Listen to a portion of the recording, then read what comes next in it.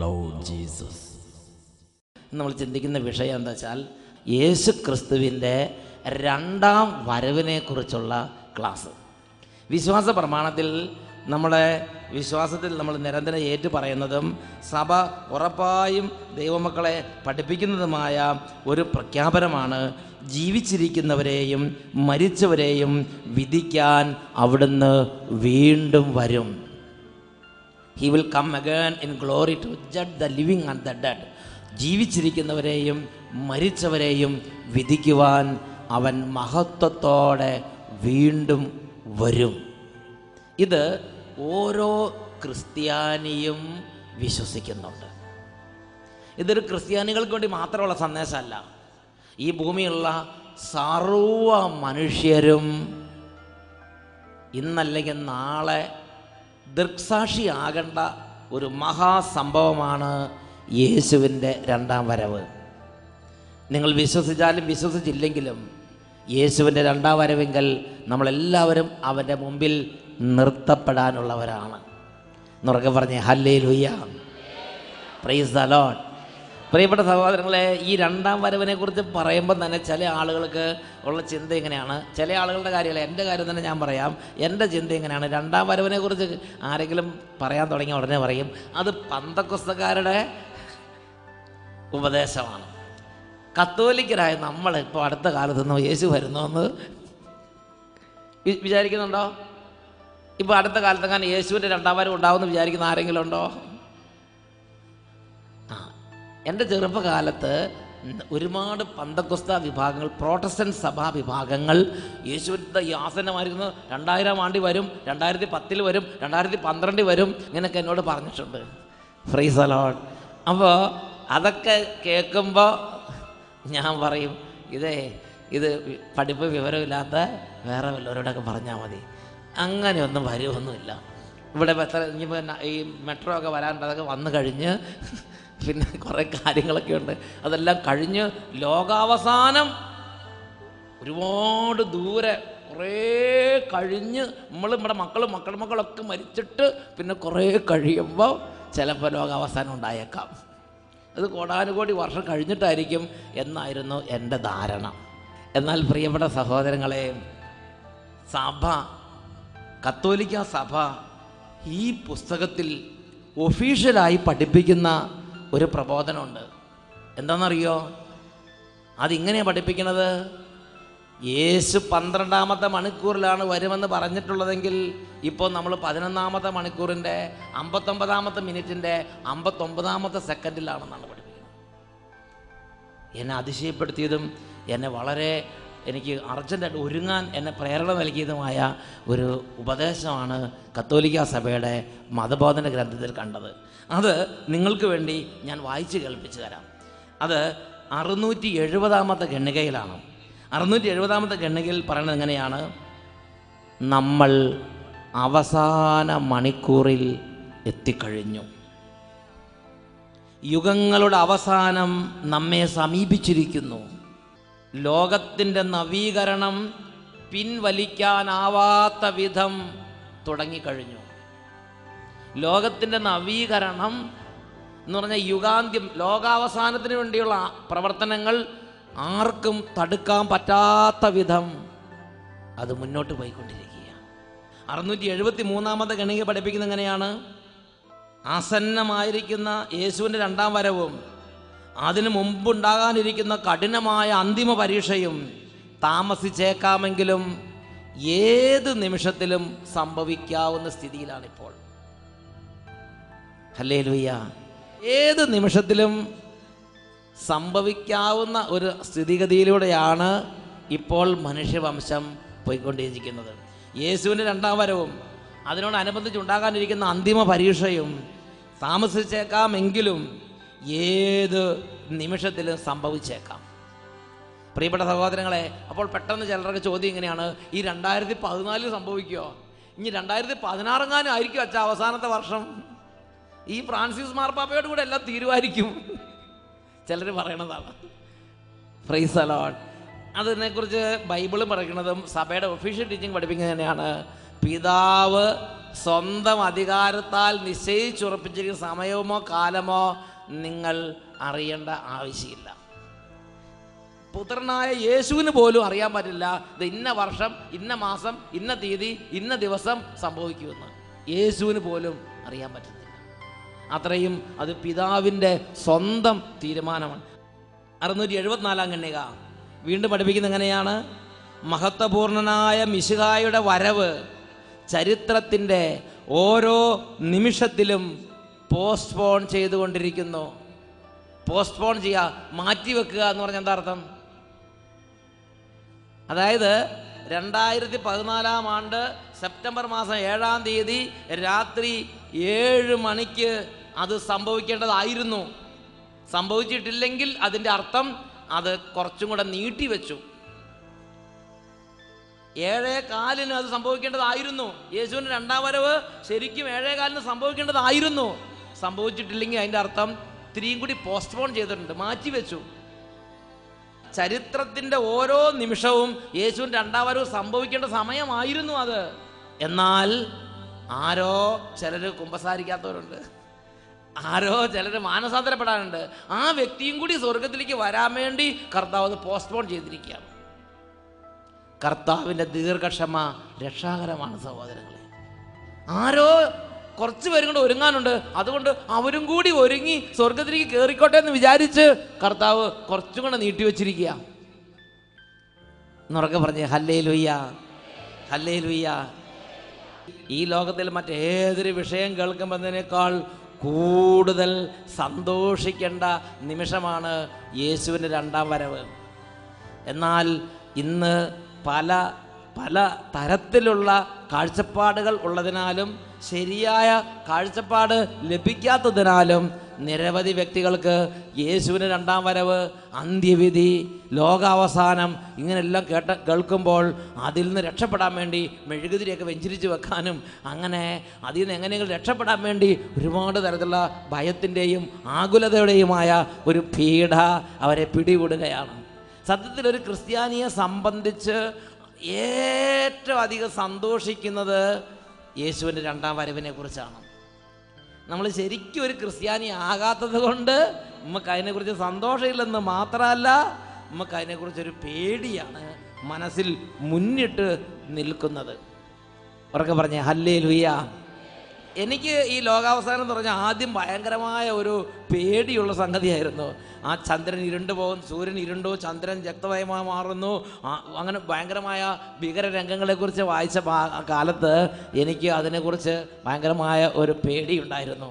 എന്നാൽ എനിക്ക് സന്തോഷമുണ്ടായ ഒരു കാര്യം, യേശുവിൻ്റെ 2ാം വരവിനെ കുറിച്ച് ബൈബിളിൽ പറഞ്ഞിട്ടുള്ള പ്രതിപാദനങ്ങൾ കണ്ടപ്പോൾ എനിക്ക് വളരെ സന്തോഷം തോന്നി. അതിലൊരു ഭാഗം ഹെബ്രായ ലേഖനം, അതിൽ 9-ാമത്തെ അധ്യായം 27-28 വാക്യങ്ങൾ. മനുഷ്യൻ ഒരു പ്രാവശ്യം മരിക്കണം, പിന്നെ വിധി എന്ന് നിശ്ചയിക്കപ്പെട്ടിരിക്കുന്നു. അതുപോലെ തന്നെ ക്രിസ്തുവും വളരെ പേരുടെ പാപങ്ങൾ ഉന്മൂലനം ചെയ്യുന്നതിന് വേണ്ടി ഒരു പ്രാവശ്യം അർപ്പിക്കപ്പെട്ടു.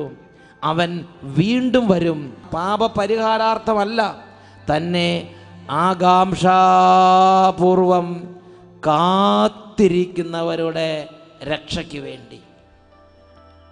Price the Lord. അപ്പം അതിൽ ദൈവത്തിൻ്റെ വചനം പഠിപ്പിക്കുകയാണ്, അവൻ വീണ്ടും വരും, പാപപരിഹാരാർത്ഥമല്ല, തന്നെ ആകാംക്ഷാപൂർവം കാത്തിരിക്കുന്നവരുടെ രക്ഷയ്ക്ക് വേണ്ടി. ഒരിക്കൽ യേശു വന്നു. ബത്ലഹേമിൽ ഒരു പിള്ളക്കച്ചയിൽ പൊതിയപ്പെട്ട് ഒരു കാലിക്കൂട്ടിൽ യേശു വന്നു.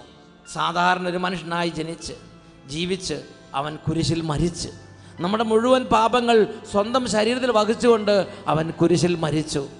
പാപപരിഹാരാർത്ഥം യേശു ബത്ലഹേമിൽ ജനിച്ചു, പലസ്തീന ജീവിച്ചു, കുരിശിൽ നമുക്ക് വേണ്ടി മരിച്ചു. അത് നമ്മുടെ രക്ഷയ്ക്ക് വേണ്ടി, നമ്മുടെ പാപപരിഹാരാർത്ഥം വന്ന വരവാണ്. ഇനി ഒരിക്കൽ കൂടെ യേശു വരും. അതാണ് പറഞ്ഞാൽ അവൻ വീണ്ടും വരും. അവൻ വീണ്ടും വരുമ്പോൾ എന്തിനു വേണ്ടി അവൻ വീണ്ടും വരുന്നത്? ബൈബിളിൽ പഠിപ്പിക്കുകയാണ്, തന്നെ ആകാംക്ഷാപൂർവം കാത്തിരിക്കുന്നവരുടെ രക്ഷയ്ക്ക് വേണ്ടി. ആകാംക്ഷാപൂർവം. മറ്റൊരു ഭാഗത്ത് ബൈബിൾ ഇങ്ങനെ രേഖപ്പെടുത്തിയിരിക്കുന്നത്, അവൻ്റെ ആഗമനത്തെ ഉറ്റുനോക്കിക്കൊണ്ടിരിക്കുന്നവരുടെ രക്ഷയ്ക്ക് വേണ്ടി ഉറ്റുനോക്കുക. അങ്ങനെയുള്ള ക്രിസ്ത്യാനികൾ ഭൂമിയിലുണ്ട്. യേശുവിൻ്റെ രണ്ടാം വരവെങ്കിൽ സംഭവിക്കുന്ന ഏറ്റവും പ്രധാനമുള്ള ആദ്യത്തെ പ്രതിഭാസമാണ് യേശു അധ്യക്ഷനായുള്ള ആ സമ്മേളനം ആരംഭിക്കുമ്പോൾ യേശു ക്രിസ്തുവിൻ്റെ തിരഞ്ഞെടുക്കപ്പെട്ടവരും യേശു ക്രിസ്തുവിനെ നനച്ച് യേശു ക്രിസ്തുവിനെ ധ്യാനിച്ച് പാപപേക്ഷിച്ച് കൈക്കൂലി വാങ്ങാതെ സത്യം വെടിയാതെ വിശുദ്ധിയിലും പ്രാർത്ഥനയിലും ജീവിക്കുന്ന ആളുകളുണ്ടല്ലോ, അവരെയൊക്കെ ലോകം ഓരോ കുപ്പച്ചേറ്റിൽ തള്ളിയിട്ടിരിക്കാവും. അപ്പോൾ ആദ്യം യേശു ചെയ്യുന്നത് തൻ്റെ മാലാഖമാരെ അയച്ച് ചവിട്ടി മെതിക്കപ്പെട്ട് ഇന്നൊരു വിലയില്ലാതെ ചപ്പും ചവറും പോലെയും എല്ലാറ്റിൻ്റെ ഉച്ചിഷ്ടം പോലെയും ഈ സമൂഹം ചവിട്ടി മെതിച്ചിട്ടിരിക്കുന്ന യേശു ക്രിസ്തുവിൻ്റെ പ്രിയപ്പെട്ടവരെ ആദ്യം തന്നെ മാലാഖമാരെ അയച്ച് യേശു സ്റ്റേജിലേക്ക് കൊണ്ടുവരും. അതാണ് വിശുദ്ധ മത്തായിയുടെ സുവിശേഷം 24 അധ്യായം, അതിൽ 30-31 തിരുലിഖിതങ്ങൾ. അപ്പോൾ ആകാശത്തിൽ മനുഷ്യപുത്രൻ്റെ അടയാളം പ്രത്യക്ഷപ്പെടും, ഭൂമിയിലെ സർവ്വഗോത്രങ്ങളും വിലപിക്കുകയും മനുഷ്യപുത്രൻ വാനമേഘങ്ങളിൽ ശക്തിയോടും മഹത്വത്തോടും കൂടെ വരുന്നത് കാണുകയും ചെയ്യും. വലിയ കാഹളധ്വനിയോടുകൂടെ അവൻ തൻ്റെ ദൂതന്മാരെ അയക്കും. അവർ ആകാശത്തിൻ്റെ ഒരറ്റം മുതൽ മറ്റേ അറ്റം വരെ 4 ദിക്കുകളിൽ നിന്ന് അവൻ്റെ തിരഞ്ഞെടുക്കപ്പെട്ടവരെ ഒരുമിച്ച് കൂട്ടും. ആകാശത്തിൻ്റെ ഒരറ്റം മുതൽ മറ്റേ അറ്റം വരെ, ലോകാരംഭം മുതൽ യേശുവിൻ്റെ രണ്ടാം വരവ് വരെ ഈ ഭൂമിയിൽ ദൈവത്തെ ഓർത്ത് ജീവിച്ച് വിശുദ്ധ ജീവിതം നയിച്ച, ചവിട്ടി മതിക്കപ്പെട്ട് ഈ ലോകം അവഗണിച്ച് അങ്ങനെ കുപ്പക്കൂനെ തള്ളിയ മനുഷ്യന്മാരുണ്ട്, ജീവിതങ്ങളുണ്ട്. അവരെ ആദ്യം വലിയ കാഹളധ്വനികളോടെ അവിടുന്ന് തന്നെ ദൂതന്മാരെ അയച്ച് അവരെ യേശു ക്രിസ്തുവിൻ്റെ അടുത്ത് കൊണ്ടുവന്ന് യേശുവിൻ്റെ കസേരയിരുത്തും, യേശുവിൻ്റെ അടുത്തിരുത്തും. Price the Lord. ആ ദിവസത്തെക്കുറിച്ച് എന്തിനാ പേടിക്കണത്? അതിൻ്റെ ദിവസത്തെക്കുറിച്ച് എന്തിനാ ഭയപ്പെടുന്നത്? അന്ന് ദൈവം നമ്മളെ സമ്മാനം നൽകി അനുഗ്രഹിക്കുന്ന ദിവസമാണ്. ഇന്ന് പ്രിയപ്പെട്ട സഹോദരങ്ങളെ, നമ്മുടെ പ്രാർത്ഥനയെയോ നമ്മുടെ വിശുദ്ധിയെയോ നമ്മുടെ ആത്മാർത്ഥതയെയോ നമ്മുടെ സത്യസന്ധതയെയോ ലോകം മനസ്സിലാക്കണം നിർബന്ധമില്ല. എന്നാൽ മനസ്സിലാക്കുന്ന ഒരുവനുണ്ട്. അവൻ എല്ലാത്തിനും പ്രതിഫലം തന്ന് സമ്മാനം തന്ന് നമ്മളെ ആദരിക്കുന്ന ദിവസമാണ് യേശു ക്രിസ്തുവിൻ്റെ രണ്ടാം വരവ്. മലാക്കിയുടെ പുസ്തകത്തിൽ 3-ാം അധ്യായം 13 മുതൽ 18 വരെ തിരുലിഖിതങ്ങൾ വായിക്കുന്നത് എങ്ങനെയാണ്? കർത്താവ് അരുളി ചെയ്യുന്നു, എനിക്കെതിരെയുള്ള നിങ്ങളുടെ വാക്കുകൾ കഠിനമായിരിക്കുന്നു, എന്നിട്ടും ഞങ്ങൾ അങ്ങേക്കെതിരെ എന്ത് സംസാരിച്ചു എന്ന് നിങ്ങൾ ചോദിക്കുന്നു. നിങ്ങൾ പറഞ്ഞു, ദൈവത്തെ സേവിക്കുന്നത് വ്യർത്ഥമാണ്, അവിടുത്തെ കൽപ്പനകൾ അനുസരിക്കുന്നത് കൊണ്ടും സൈന്യങ്ങളുടെ കർത്താവിൻ്റെ മുമ്പിൽ വിലാപം ആചരിക്കുന്നവനെ പോലെ നടക്കുന്നത് കൊണ്ടും എന്ത് പ്രയോജനം? ഇനിമേൽ അഹങ്കാരികളാണ് ഭാഗ്യവാന്മാർ എന്ന് ഞങ്ങൾ കരുതും. കള്ളക്കടത്ത് നടത്തുന്നവരും തട്ടിപ്പ് നടത്തുന്നവരും പണമുണ്ടാക്കുന്നവരും മറ്റുള്ളവരെ ചവിട്ടി മതിക്കുന്നവരും കൊല്ലുന്നവരും ക്രൂരത കാണിക്കുന്നവരും അടിച്ചു തകർക്കുന്നവരുമാണ് ശ്രേഷ്ഠന്മാർ. ഇനിമേൽ അഹങ്കാരികളാണ് നല്ല ആളുകൾ എന്ന് ഞങ്ങൾ കരുതും. കാരണം എന്താ? ഞങ്ങളിങ്ങനെ പാവങ്ങളെ പോലെ അനുസരിച്ചും ക്ഷമിച്ചും സ്നേഹിച്ചും മിണ്ടാതെയും അങ്ങനെ എല്ലാം സഹിച്ചും ജീവിച്ചിട്ട് ഒരു വിലയില്ല. അതുകൊണ്ട് ദൈവത്തിൻ്റെ വിശുദ്ധി ജീവിച്ച പാവപ്പെട്ട ആളുകൾ അവരുടെ മനസ്സിൽ അറിയാതെ ചിന്തിച്ചു. എന്താ ചിന്തിച്ചെന്നറിയോ? ദൈവത്തെ സേവിക്കുന്നത് വ്യർത്ഥമാണ്, അവിടുത്തെ കൽപ്പനകൾ അനുസരിക്കുന്നത് കൊണ്ടും സൈന്യങ്ങളുടെ കർത്താവിന് മുമ്പിൽ വിലാപം ആചരിക്കുന്നവനെ പോലെ നടക്കുന്നത് കൊണ്ടും എന്ത് പ്രയോജനം? അന്ന് കർത്താവിനെ ഭയപ്പെട്ടിരുന്നവർ പരസ്പരം സംസാരിച്ചു. അവർ പറഞ്ഞത് കർത്താവ് ശ്രദ്ധിച്ചു കേട്ടു. മക്കളെ, നിങ്ങൾ ഓരോന്ന് രഹസ്യത്തിൽ ഭാര്യ ഭർത്താവിനോടും ഭർത്താവ് ഭാര്യയോട് പറയുന്ന സമയമുണ്ടല്ലോ, സ്നേഹിതനോട് പറയുന്ന സമയമുണ്ടല്ലോ, ഇതൊക്കെ എന്താ, ആരുമില്ലേ, ഒരാൾ പോലും മിണ്ടണില്ലല്ലോ എന്നൊക്കെ പറയണില്ലേ? അത് കർത്താവ് അതുപോലും ശ്രദ്ധിച്ചുകൊണ്ട് കർത്താവ് അരികിൽ നിൽപ്പുണ്ട്, കർത്താവ് അരികത്ത് നിൽക്കുകയാണ്. അന്ന് കർത്താവിനെ ഭയപ്പെട്ടിരുന്നവർ സംസാരിച്ചത് കർത്താവ് ശ്രദ്ധിച്ചു കേട്ടു. കർത്താവിനെ ഭയപ്പെടുകയും അവിടുത്തെ നാമം ധ്യാനിക്കുകയും ചെയ്യുന്നവരെ ഓർമ്മിക്കേണ്ടതിന് ഒരു ഗ്രന്ഥം എഴുതപ്പെട്ടു. ആ ഗ്രന്ഥത്തിൽ ഇപ്പം നമ്മുടെ ഓരോ നെടുവീർപ്പുണ്ട്, നമ്മുടെ മനപ്രയാസമുണ്ട്, നമ്മുടെ സങ്കടമുണ്ട്, നമ്മുടെ കണ്ണുനീരുണ്ട്. ഈ കണ്ണുനീരും ഈ സങ്കടം ഇവിടെ മഴയത്ത് ഒഴുകി പോകുന്നൊന്നുമില്ല. ഈ കണ്ണുനീരും ഈ സങ്കടവും ഇവിടെ എന്തെങ്കിലും ഒരു കാറ്റ് വരുമ്പോൾ, അല്ലെങ്കിൽ ഒരു മഴ വരുമ്പോൾ, അല്ലെങ്കിൽ കാലപ്പഴക്കം വരുമ്പം തേഞ്ഞു മാഞ്ഞ് പോവുകയൊന്നുമില്ല. അതവിടെ കർത്താവിൻ്റെ സന്നിധിയിൽ, കർത്താവിൻ്റെ ഗ്രന്ഥത്തിലുണ്ട്. അങ്ങോട്ട് നീ കണ്ണുനീർ കണങ്ങൾ കുപ്പിയിൽ ശേഖരിച്ച് വെച്ചിട്ടുണ്ട്. ഇതിനെല്ലാം സമ്മാനം കിട്ടുന്ന ദിവസമാണ് യേശുവിൻ്റെ രണ്ടാം വരവ്. 17-18 വാക്യങ്ങൾ പഠിപ്പിക്കുകയാണ്. സൈന്യങ്ങളുടെ കർത്താവ് അരുളി ചെയ്യുന്നു, അവർ എൻ്റേതായിരിക്കും. ഞാൻ പ്രവർത്തിക്കുന്ന ദിവസം അവർ എൻ്റെ പ്രത്യേക അവകാശമായിരിക്കും. കർത്താവ് പ്രവർത്തിക്കുന്ന ദിവസം എന്ന് പറഞ്ഞാൽ യേശുവിൻ്റെ രണ്ടാം വരവാണ്. യേശുവിൻ്റെ രണ്ടാം വരവെങ്കിൽ ഇങ്ങനെ ഇപ്പോൾ നിശബ്ദരാക്കപ്പെട്ടിരിക്കുന്നവരും, ഇപ്പോൾ കഴുത്ത് മുറിക്കപ്പെട്ടിരിക്കുന്നവരും, ഇപ്പോൾ കൊല ചെയ്യപ്പെട്ടിരിക്കുന്നവരും, ഇപ്പോൾ വേദന സഹിക്കുന്നവരും, ഇപ്പോൾ ഓരോ വീട്ടിലും മരിച്ചുകൊണ്ടിരിക്കുന്ന ആളുകളുണ്ട് വിശ്വാസത്തെ പ്രതി. ഇറാഖിൽ മാത്രമല്ല, ഓരോ വീട്ടിലും ഇതേമാതിരി പീഡനം സഹിച്ച് മരിച്ചുകൊണ്ടിരിക്കുന്ന ആളുകളുണ്ട്. ഇപ്പോൾ ഇഞ്ചോടിഞ്ച് മരിച്ചുകൊണ്ടിരിക്കുന്നവരെ ആ ആളുകൾ അന്ന് എൻ്റെ പ്രത്യേക അവകാശമായിരിക്കും. എന്നിട്ട് പറയാണ്, അവർ എൻ്റേതായിരിക്കും. പിതാവ് തന്നെ സേവിക്കുന്ന പുത്രൻ എന്ന പോലെ ഞാൻ അവരെ രക്ഷിക്കും. അപ്പോൾ നീതിമാനും ദുഷ്ടനും തമ്മിലും ദൈവത്തെ സേവിക്കുന്നവനും സേവിക്കാത്തവനും തമ്മിലുള്ള വ്യത്യാസം ഒരിക്കൽ കൂടെ നിങ്ങൾ തിരിച്ചറിയും. ദൈവത്തെ സേവിക്കുന്നവനും സേവിക്കാത്തവനും തമ്മിൽ വ്യത്യാസമുണ്ട്. നീതിമാനും ദുഷ്ടനും തമ്മിൽ വ്യത്യാസമുണ്ട്. കുമ്പസാരിക്കുന്നവനും കുമ്പസാരിക്കാത്തവനും തമ്മിൽ വ്യത്യാസമുണ്ട്. പ്രാർത്ഥിക്കുന്നവനും പ്രാർത്ഥിക്കാത്തവനും തമ്മിൽ വ്യത്യാസമുണ്ട്. വചനം കേൾക്കുന്നവനും കേൾക്കാത്തവനും തമ്മിൽ വ്യത്യാസമുണ്ട്. വിശുദ്ധി ഉള്ളവനും വിശുദ്ധി ഇല്ലാത്തവനും തമ്മിൽ വ്യത്യാസമുണ്ട്. അത് തിരിച്ചറിയുന്നത് യേശു ക്രിസ്തുവിൻ്റെ രണ്ടാം വരവിങ്കലാണെന്ന് തിരുലിഖിതം നമ്മെ പഠിപ്പിക്കുകയാണ്. ജ്ഞാനത്തിൻ്റെ പുസ്തകത്തിൽ 5-ാം അധ്യായം 1 മുതൽ 8 വരെയുള്ള വാക്യങ്ങൾ അവിടെ നമ്മൾ വായിക്കുന്നത് എങ്ങനെയാണ്? നീതിമാൻ തന്നെ പീഡിപ്പിക്കുകയും തൻ്റെ പ്രവൃത്തികളെ പരിഹസിക്കുകയും ചെയ്തിരുന്നവരുടെ മുമ്പിൽ ആത്മവിശ്വാസത്തോടെ എഴുന്നേറ്റ് നിൽക്കുന്ന ദിവസമാണ് യേശുവിൻ്റെ രണ്ടാം വരവ്. Price the Lord. അന്ന് പേടിക്കേണ്ട ദിവസമല്ല, അന്ന് ഭയപ്പെടേണ്ട ദിവസമല്ല, അന്ന് ഓടി ഒളിക്കേണ്ട ദിവസമല്ല. ആകാംക്ഷാപൂർവം ഉറ്റു നോക്കിക്കൊണ്ടിരിക്കേണ്ട ദിനമാണ് അന്ന്. അവർ അവനെ കാണുമ്പോൾ ഭയം കൊണ്ട് വിറയ്ക്കും. അവൻ്റെ അപ്രതീക്ഷിതമായ രക്ഷയിൽ അവർ വിസ്മയിക്കും. അവർ പശ്ചാത്താപ വിവശരായി ദീനരോധനത്തോടെ പരസ്പരം പറയും, ഭോഷന്മാരായ നമ്മൾ ഇവനെയാണ് പരിഹസിച്ച് നിന്ദയ്ക്ക് പര്യായമാക്കിയത്. അവൻ്റെ ജീവിതം ഭ്രാന്താണെന്നും അവൻ്റെ അവസാനം മാനം കെട്ടതാണെന്നും നമ്മൾ ചിന്തിച്ചു. അവൻ എങ്ങനെ ദൈവപുത്രന്മാരുടെ കൂടെ എണ്ണപ്പെട്ടു? വിശുദ്ധരുടെ ഇടയിൽ അവൻ എങ്ങനെ സ്ഥാനം ലഭിച്ചു? എന്നിട്ട് അവർ പരസ്പരം പറയുകയാണ്, യഥാർത്ഥത്തിൽ സത്യത്തിൽ നിന്ന് വ്യതിചലിച്ചത് നമ്മളാണ്. നീതിയുടെ രശ്മി നമ്മുടെ മേൽ പ്രകാശിക്കുന്നില്ല, സൂര്യൻ നമ്മുടെ മേൽ ഉദിക്കുന്നില്ല. നമ്മൾ അധർമ്മത്തിൻ്റെയും വിനാശത്തിൻ്റെയും പാതയിൽ യഥേഷ്ടം സഞ്ചരിച്ചു. വഴിത്താരയില്ലാത്ത മരുഭൂമിയിലൂടെ നമ്മൾ നടന്നു. കർത്താവിൻ്റെ മാർഗത്തെ നമ്മൾ അറിഞ്ഞുമില്ല. അഹങ്കാരം കൊണ്ട് നമുക്ക് എന്ത് നേട്ടമുണ്ടായി? ധനവും ഗർവും നമുക്ക് എന്ത് നൽകി? അന്ന് ദുഷ്ടന്മാർ അങ്ങോട്ടും ഇങ്ങോട്ടും വിഷമിക്കുകയാണ്. കാരണം യേശു ക്രിസ്തുവിൻ്റെ രണ്ടാം വരവ് വന്നപ്പോൾ അശുദ്ധിയും വിശുദ്ധിയും തമ്മിൽ വേർതിരിഞ്ഞു.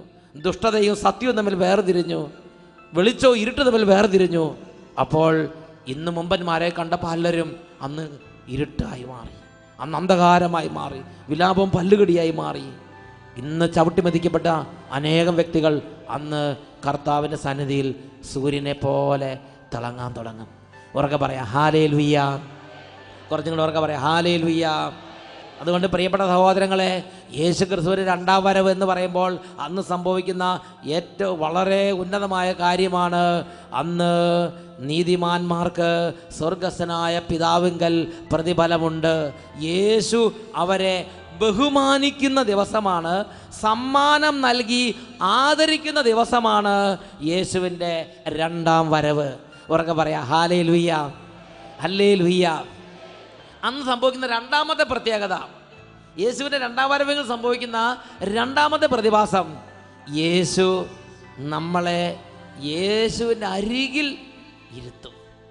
യേശുവിൻ്റെ കൂടെ യേശു നമ്മളെ ഇരുത്തും. ഇന്ന് ഇതിനെ ചേറും പിടിച്ച് ചെളിയും പിടിച്ച് പൊട്ടിപ്പൊളിഞ്ഞ അവസ്ഥയിലായിരിക്കും നടക്കുന്നത്. കാണുമ്പോൾ തന്നെ നമുക്കൊരു മതിപ്പ് തോന്നിയല്ല, ഓ ഓ ഒരു അവജ്ഞയായിരിക്കും നമുക്ക് തോന്നണത്.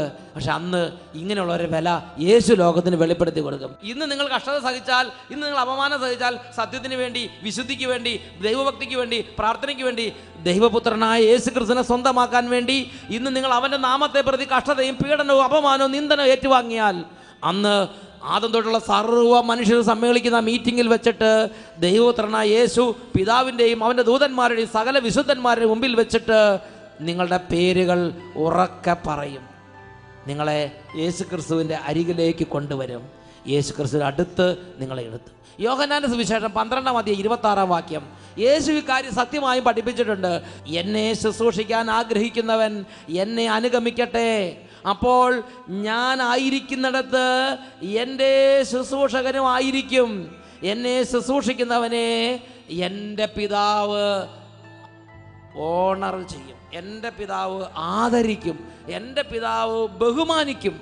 സ്വർഗസ്ഥനായ പിതാവും യേശുവും മാലാഖമാരും നമ്മളെ ആദരിക്കുന്ന ദിവസമാണ് യേശു ക്രിസ്തുവിൻ്റെ രണ്ടാം വരവ്.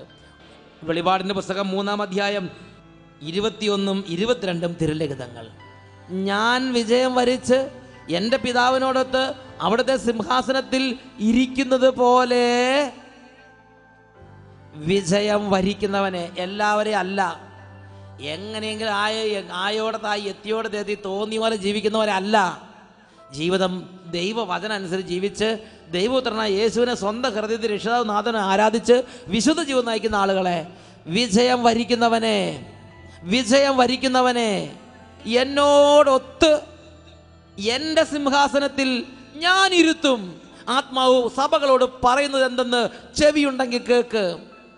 പ്രിയപ്പെട്ട സഹോദരങ്ങളെ, ഇന്നൊരു ചെറിയ ക്യാൻസർ, ഇന്നൊരു ചെറിയ രോഗം, ഇന്ന് ചെറിയൊരു നടുവേദന, അല്ലെങ്കിൽ ഒരു അപമാനം, തെറ്റിദ്ധാരണ, അല്ലെങ്കിൽ നിങ്ങളെക്കുറിച്ച് ഫേസ്ബുക്കിൽ മോശമായിട്ട് എഴുതി, അതുല്ലെങ്കിൽ പത്രത്തിൽ നിങ്ങളെക്കുറിച്ച് അപഖ്യാതി പറഞ്ഞു വരുത്തി, എല്ലാ വചനങ്ങളും നിങ്ങളെക്കുറിച്ച് ദുഷിവാക്കുകൾ എല്ലാവരും പറഞ്ഞു. നിങ്ങൾ പ്രാർത്ഥിക്കുന്നവരാണ്, നിങ്ങൾ തിരിച്ച് പ്രതികരിക്കില്ല, നിങ്ങൾ ക്ഷമിക്കും എന്ന് അറിഞ്ഞുകൊണ്ട് തന്നെ നിങ്ങളെ മനഃപൂർവ്വം വേദനിപ്പിച്ചു. സാരയില്ല പ്രിയപ്പെട്ട സഹോദരങ്ങളെ, നമ്മുടെ കർത്താവ് പറഞ്ഞത് വലത് കരണത്ത് അടിക്കുന്നവന് ഇടത് കരണം കാണിച്ചു കൊടുക്കുക, അതിന് വിലയുണ്ട്. നമ്മുടെ ഒരു ദൈവ പൈതലിൻ്റെ ഈ കഷ്ടതയുടെ ജീവിതത്തിൻ്റെ അർത്ഥവും വിലയും അറിയുന്നത് യേശു ക്രിസ്തുവിൻ്റെ രണ്ടാം വരവെങ്കലാണ്. ഉറക്കെ പറയാം ഹല്ലേലൂയ. അടിക്കടി തെറിക്കുത്തരം മുറിപ്പത്തൽ എന്ന് പറഞ്ഞതുപോലെ കണ്ണിന് പകരം കണ്ണ്, പല്ലിന് പകരം പല്ല്, അങ്ങനെ ഒപ്പത്തിനൊപ്പം കൊടുക്കുകയും മേടിക്കുകയും ചെയ്തുകൊണ്ടിരുന്നാൽ ഈ ഭൂമിയിൽ ഒരുവിധം വലിയ കുഴപ്പമില്ലാതെ ജീവിക്കാം. അതല്ല ഒരു ദൈവ പൈതലിൻ്റെ ജീവിതത്തിൻ്റെ മാനദണ്ഡം. എന്നുറക്കെ പറഞ്ഞേ ഹല്ലേലൂയ, ഹല്ലേലൂയ, ഹല്ലേലൂയ. കൊലയ്ക്ക് കൊണ്ടുപോകുന്ന കുഞ്ഞാടുകളെ പോലെ, രോമം കത്തിരിക്കുന്നതിന് മുമ്പിൽ നിശബ്ദമായി മൗനമായി നിൽക്കുന്ന ചെമ്മരിയാടുകളെ പോലെ പലപ്പോഴും നിർത്തപ്പെടുമ്പോൾ ദൈവത്തെ ഓർത്ത് അവരോട് ക്ഷമിച്ചും അവരെ സ്നേഹിച്ചും അവർക്ക് വേണ്ടി പ്രാർത്ഥിച്ചും ഈ ഭൂമിയിൽ അങ്ങനെ നിലകൊള്ളുമ്പോൾ, പ്രിയപ്പെട്ട സഹോദരങ്ങളെ, ദൈവത്തിൻ്റെ വചനത്തിൽ നമ്മുടെ കർത്താവ് പഠിപ്പിക്കുകയാണ്, ഇതിനെല്ലാം യേശു ക്രിസ്തുവിൻ്റെ സന്നിധിയെങ്കിൽ അവൻ്റെ വചനത്തെ പ്രമാണിച്ച്, അവൻ്റെ വചനത്തെ ആദരിച്ച്, അവൻ്റെ വചനത്തെ പാലിച്ച് ജീവിക്കാൻ വേണ്ടി ഉത്സാഹിച്ചതിൻ്റെ പ്രതിഫലം, സമ്മാനം, അവാർഡ് അവിടെ നമുക്ക് നൽകുക തന്നെ ചെയ്യും. എഴുന്നേറ്റ് നിൽക്കാം. 1 യോഹന്നാൻ 3:2-3 തിരുലിഖിതങ്ങൾ. മക്കളെ, ഇപ്പോൾ നമ്മൾ ദൈവമക്കളാണ്. നാം എന്തായി തീരുമെന്ന് ഇന്നുവരെയും വെളിപ്പെട്ടിട്ടില്ല. എന്നാൽ ഒരു കാര്യം നാം അറിയുന്നു, അവിടുന്ന് പ്രത്യക്ഷനാകുമ്പോൾ അവിടുന്ന് ആയിരിക്കുന്നത് പോലെ നാം അവിടുത്തെ പോലെ ആയി മാറും. എന്നിട്ട് 3-ാമത്തെ വാക്യത്തിൽ പഠിപ്പിക്കുകയാണ്, ഈ പ്രത്യാശയുള്ളവൻ അവിടുന്ന് പരിശുദ്ധനായിരിക്കുന്നത് പോലെ തന്നെ വിശുദ്ധനാക്കുന്നു. പ്രിയപ്പെട്ട സഹോദരൻ, ഈ ഒരു സുദിനത്തിന് വേണ്ടിയാണ് നമ്മുടെ കാത്തിരിപ്പ്. അതിനുവേണ്ടി നമ്മൾ ആകാംക്ഷാപൂർവം കാത്തിരിക്കണം. യേശുവിൻ്റെ രണ്ടാം വരവിന് വേണ്ടി ഉറ്റു നോക്കിയിരിക്കുന്നവരെ പോലെ നാം ആയിരിക്കണം. ഇതാണ് വചനം നമ്മളെക്കുറിച്ച് പറയുന്നത്. ഇന്ന് നമുക്ക് താല്പര്യമില്ല. കാരണം എന്താ? നമ്മുടെ ആത്മാവ് നിത്യരക്ഷയിലല്ല. ഇന്ന് യേശു വരുന്നതിനെ കുറിച്ച് കേൾക്കുമ്പോൾ പേടിയാ. കാരണം എന്താ? നമ്മുടെ ആത്മാവ് നിത്യരക്ഷയിലല്ല. നമ്മൾ ഒരുങ്ങിയിട്ടില്ല, നമ്മളതിനെക്കുറിച്ച് ചിന്തിക്കുന്നുമില്ല. സ്വർഗത്തെക്കുറിച്ചോ യേശുവിൻ്റെ മുമ്പിൽ സന്നിഹിതനാകുന്നതിനെക്കുറിച്ചോ ആ വലിയ ആ സമ്മേളനത്തിൽ ആ മീറ്റിങ്ങിൽ നിൽക്കേണ്ടതിനെക്കുറിച്ചോ വലതുഭാഗത്തും ഇടതുഭാഗത്തും ചെമ്മരിയാടുകളെ കോലാടുകളെ വേർതിരിക്കുന്ന പോലെ വേർതിരിക്കുന്ന ആ വലിയ മീറ്റിങ്ങിൽ, യേശുക്രിസ്തു അധ്യക്ഷനായുള്ള വലിയ മീറ്റിങ്ങിൽ യേശുവിൻ്റെ വലതുഭാഗത്ത് തൊട്ടടുത്ത് നിൽക്കേണ്ട ആളാണെന്ന് വിചാരിച്ച് ശുദ്ധിയും വെടിപ്പുമുള്ള ആത്മാവിൻ്റെ വസ്ത്രം അണിയുന്നതിനെക്കുറിച്ച്, വരപ്രസാദത്തിൻ്റെ വസ്ത്രം അണിയുന്നതിനെക്കുറിച്ച്, യേശുക്രിസ്തുവിൻ്റെ രക്തത്തിൽ തങ്ങളുടെ പാപങ്ങൾ കഴുകി തങ്ങളുടെ അങ്കികൾ കഴുകി ശുദ്ധിയാക്കുന്നതിനെക്കുറിച്ച് ഉത്സാഹം നമുക്കില്ല. അതുകൊണ്ട് നമുക്ക് പേടി, അതിനെക്കുറിച്ച് അജ്ഞത, അതിനെക്കുറിച്ച് തുറവിയില്ല. റോമാലേഖനത്തിൽ 8-ാം അധ്യായത്തിൽ 19 മുതൽ വാക്യങ്ങൾ വായിക്കുന്നത് എങ്ങനെയാണ്? നമുക്ക് വെളിപ്പെടാനിരിക്കുന്ന മഹത്വത്തോട് തുലനം ചെയ്യുമ്പോൾ ഇന്നത്തെ കഷ്ടതകൾ തുലോം നിസാരങ്ങളാണ്. ഈ വിശുദ്ധിക്ക് വേണ്ടി നമ്മൾ ഏറ്റെടുക്കുന്ന ത്യാഗമൊക്കെ ചെറുതാണ്. ചെറിയൊരു ത്യാഗം ഏറ്റെടുത്താൽ വലിയ കിരീടം, വലിയ പ്രതിഫലം നമുക്കായി യേശുവിൻ്റെ 2ാം വരവെങ്കലുണ്ട്. ഹല്ലേലൂയ. 2 കരങ്ങൾ ഉയർത്തിപ്പിടിക്കാം. എൻ്റെ കർത്താവിന് വേണ്ടി വിശുദ്ധിയെ തികച്ച്, വിശുദ്ധിയെ വർദ്ധിപ്പിച്ച്, സ്നേഹം വർദ്ധിപ്പിച്ച്, ക്ഷമ വർദ്ധിപ്പിച്ച്, ദൈവഭക്തി വർദ്ധിപ്പിച്ച് എൻ്റെ യേശുവിൻ്റെ 2ാം വരവ് വേണ്ടി ഒരുങ്ങണം. ഉറക്കെ സ്തുതിക്കാം. Hallelujah, hallelujah. കർത്താവേ, ഈ സമൂഹം മുഴുവൻ്റെ മേലും കുടുംബങ്ങളുടെ മേലും ആത്മാവിൻ്റെ പുതിയൊരു അഭിഷേകത്തെ അവിടുന്ന് ഇപ്പോൾ വർഷിക്കണമേ കർത്താവേ. എല്ലാ ഹൃദയങ്ങളിലേക്ക് അഗ്നിയുടെ അഭിഷേകം നൽകണമേ. കുടുംബങ്ങളിലേക്ക് കൃപയുടെ അഭിഷേകം നൽകണമേ. വംശങ്ങളിലേക്ക് ഉണർവിന്റെ അഭിഷേകം നൽകണമേ. ദേശത്തേക്ക് ഉണർവിന്റെ അഭിഷേകം നൽകണമേ. Hallelujah, hallelujah. യേശുവേ ആരാധന. ഈശോയുടെ അത്ഭുതമായ നാമത്തിൽ ആശീർവദിക്കുന്നു, ഇപ്പോഴും എപ്പോഴും എന്നേക്കും. ആമേൻ. ഈശോ മിശിഹായിക്ക്. ഹല്ലേലൂയ.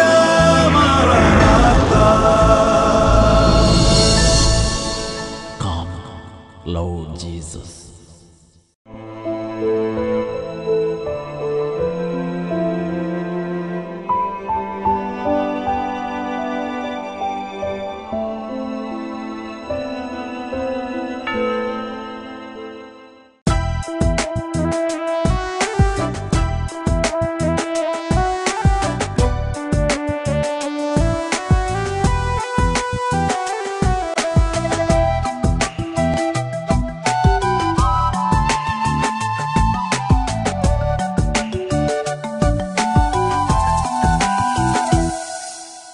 ആരോടും ചൊല്ലാത്ത ആത്മാവിൻ നൊമ്പരം നിന്നോടു ചൊല്ലിടുന്നു യേശുവേ. ഞാൻ നിന്നോടു ചൊല്ലിടുന്നു യേശുവേ.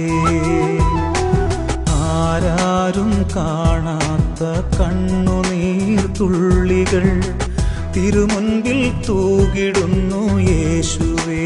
ഞാൻ തിരുമുൻപിൽ തൂകിടുന്നു യേശുവേ.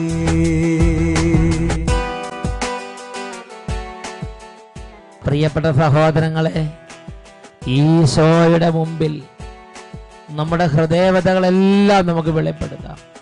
എന്താണോ മനസ്സിലുള്ളതും കുടുംബത്തിലുള്ളതുമായ വേദനകൾ അതെല്ലാം നമുക്ക് പറയാനുള്ള സ്ഥലമാണ് നമ്മുടെ കർത്താവായ യേശുവിൻ്റെ തിരുസന്നിധി. എല്ലാവരും 2 കൈകൾ ഉയർത്തിപ്പിടിക്കുക, ഈശോയിലേക്ക് നോക്കുക. എത്ര ഉറക്കെ യേശുവിനെ വിളിക്കാമോ അത്ര ഉറക്കെ യേശുവേ യേശുവേ എന്നെല്ലാവരും വിളിച്ച് പ്രാർത്ഥിച്ചുകൊണ്ടിരിക്കട്ടെ. യേശുവേ യേശുവേ യേശുവേ യേശുവേ യേശുവേ യേശുവേ യേശുവേ. ഹൃദയം തുറന്ന് യേശുവിനെ വിളിക്കുന്നു. യേശുവേ യേശുവേ യേശുവേ. യേശു നാമം ഉറക്കെ വിളിക്കുന്നു. യേശുവേ യേശുവേ യേശുവേ. ആരാധന ആരാധന ആരാധന ആരാധന. യേശുവേ. ആത്മാവിൻ നൊമ്പരം നിന്നോടു ചൊല്ലിടുന്നു യേശുവേ. ഞാൻ നിന്നോടു ചൊല്ലിടുന്നു യേശുവേ.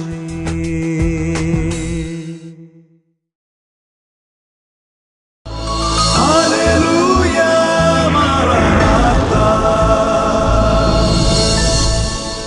Come, Lord Jesus.